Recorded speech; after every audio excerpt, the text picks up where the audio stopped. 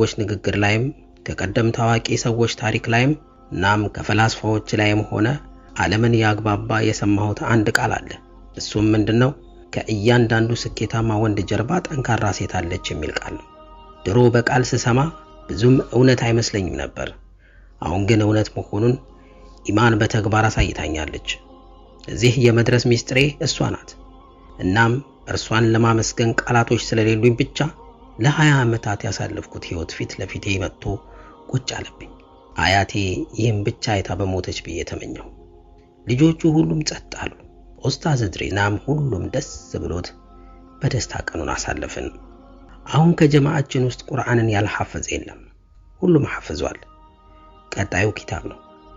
እናም ፕሮግራሙ እስኪያልቅ ድረስ ለኢሙ ያዘጋጀሁላትን ስጦታ እስከምሰጣት ጓጉቻለሁ። አሁን ላናግራት አልችልም፣ ምክንያቱም ሴቶችና ወንዶች ብቻ ለብቻ ስለሆነን የግድ እስክንወጣ መጠበቅ አለብኝ። ለአባቴ ደውዬ የተፈጠረውን ሁሉ ነገርኩት። እሱም በጣም ደስ አለው። ዘንድሮ ክረምት ላይ ለእረፍት ስትመጣ ልዩ ስጦታ አዘጋጅልሃለሁ አለኝ አባቴ። እኔም ደስ አለኝ። ምን አይነት ስጦታ ልሰጠኝ እንደሆነ ባላውቅም ግን ደስ ብሎኛል አልኩት። እናም ፕሮግራሙ አልቆ ሁሉም ተበታተነ። ኢሙ ከጓደኞቿ መካከል ወጥታ ወደ እኔ መጣች። እሷ ሁሌም ፈገግታ የለያትም። በቃ ገና ከሩቅ ሰውን ስታይ ፈገግ ትላለች። እኔንም ያሸነፈችኝ በሱ ነው። እናም ወደ እኔ መጣ። አንተ አልቃሻ፣ እኔ ብዙ ታወራለህ ብዬ ጠብቄ ነበር አለች። እኔም ፈገግ ብዬ ተይ እባክሽ፣ እንደውም ማውራት እንደማልችል ጠንቀቀሽ ታውቂ ነበር አልኳት። ከዚያ ትንሽ አውርተን ከተጨዋወትን በኋላ ስሚ የኔ ወድ አይኖችሽን ጨፍኝ አልኳት። ምን ልታደርግ ነው? እኔ አልጨፍንም፣ ደግሞ እዚህ አደባባይ እኔ ነኝ። ምን ማለት እንዳለብኝ ጠፍቶብኝ ነው እንጂ አልኳት። አንድ ነገር ግን ታውቃለህ፣ እኔ ባትናገር እንኳን ስሜቴ ይገባኛል አለች። እኔም ፈገግ ብዬ እኮ ባልና ሚስት ከአንድ ወንዝ ይቀዳል ሲባሉ አልሰማሽም እንዴ? ለዛ እኮ ነው አልኳት። አውርተን ተጫውተን ትንሽ ከቆየን በኋላ ሁለታችንም ወደ ዶርማችን ተመለስን። ዶርም ስሄድ ኢዘዲንን አገኘሁት። እንኳን ደስ አለህ አለኝ። እኔም አመሰግናለሁ አልኩት። አጠገቡ ተቀመጥኩ። ታውቃለህ ሙጂቤ፣ አንተና ኢሙ ልትጋቡ በመሆኑ በጣም ደስ ብሎኛል። ሁለታችሁም በአንድ አይነት ኮርስ ስለምትመረቁ አትለያዩ። ስራም ምናልባት አንድ ላይ ነው የምትሰሩት። አስበሃል ጓደኛዬ? ከሚስት ጋር ጧት ከእንቅልፋችሁ ተነስታችሁ ቁርስ በልታችሁ አንድ ላይ ስራ ገብታችሁ ማታም አንድ ላይ ወደ ቤት ስትመለሱ አስበዋል? በጣም እኮ ነው ደስ የሚለው። ከዚያም ልጅ ስትወልዱ ልጃችሁ በእናንተ ይኮራል። አባቴም እናቴም እኮ ዶክተር ናቸው ሲል አስበሃል? በጣም ደስ ይላል አለ። ይዞ የሆነ ነገር ያስጨነቀው መሆን ያስታውቅበታል። አዎ ይዞ እውነትህን ነው፣ በጣም ደስ ይላል። ግን አንተ ምን ሆነ ነው? ባክህ ተወኝ። አፍናን እኮ ሌላ ሰው ልታገባ ነው አለኝ። ይሄንን ታምናለህ?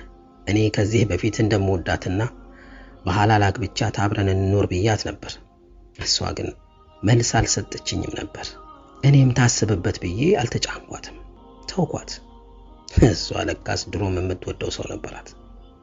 አሁን ከዚያ ሰው ጋር ቀለበት አስራ መጣች አለ በሐዘን ስሜት። እኔም ስለዚህ ነገር አላውቅም ነበር።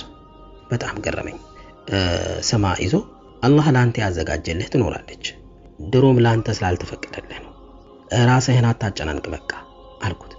እሱም ከዚህ በኋላማ ምንም ማድረግ አልችልም፣ እሱን አውቀዋለሁ አለኝ። ይዞም ተጽናና። እያለ እኔና ኢሙ ደስተኛ እየሆንን ተጋብተን የምንተቃቀፍበትን ቀን እየናፈቅን የዓመቱ ትምህርት መጨረሻ ፈተና ላይ ደረስን። ተፈትነን ውጤት ላይ ኢሙ ከሴቶች አንደኛ፣ እንደ አጠቃላይ ከክፍላቸው ሁለተኛ ወጣ ተሸለመች። እናም ይሄንን ለአባቷ ስትነግረው እኔም ቆንጆ ሽልማት አዘጋጅቼ እጠብቅሻለሁ አላት። ከዚያም ለእረፍት ሁላችንም ወደ ቤተሰቦቻችን ተመለስን። ከነ ኢሙ ጋር እስከ ናዝሬት ድረስ አብረን መጣን። ኢሙ አሁንም ቤተ አልሄድም ብላ እምቢ አለች። እኔም አላስጨነቅኳትም፣ ተውኳት። ወደ ድሬ የሚሄድ መኪና ይዘው ሄዱ። እኔም ወደ አባቴ ቤት ሄድኩኝ።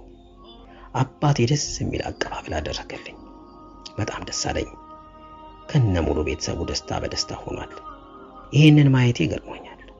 የድሮ ሙጅብና የአሁኑን ሁኔታዎች ሳስብ በጣም ይገርሙኛል። ቢሆንም ግን ደስ ብሎኛል። እኔ አባቴና ሚስቱ ቁጭ ብለን እየተጨዋወትን አዘጋጅልሃለሁ ያለኝ ስጦታ ትዝ አለኝ። ጠየቅኩት። እንዴ አባዬ ሽልማት አዘጋጅቼልሃለሁ ብለኸኝ ነበር እኮ የት አለ? እሱና ሚስቱ ተያይተው ፈገግ አሉ። ምንድነው አላልክም ነበር እንዴ አልኩት። በዚህ በውስጤ የሆነ ነገር እንዳሰው ገባኝ። እንግዲህ እናያለን ብዬ ተውኩት። በሁለተኛው ቀን ከኢሙ ጋር በስልክ ስናወራ ስማ ሙጄ፣ አባቴና አድሪስ ምን እንዳሰቡ አላውቅም፣ ግን አባቴ እሰጥሻለሁ ያልከኝ ሽልማት የት አለ ስለው ትንሽ ቀን ታገሻለኝ አለች። ምን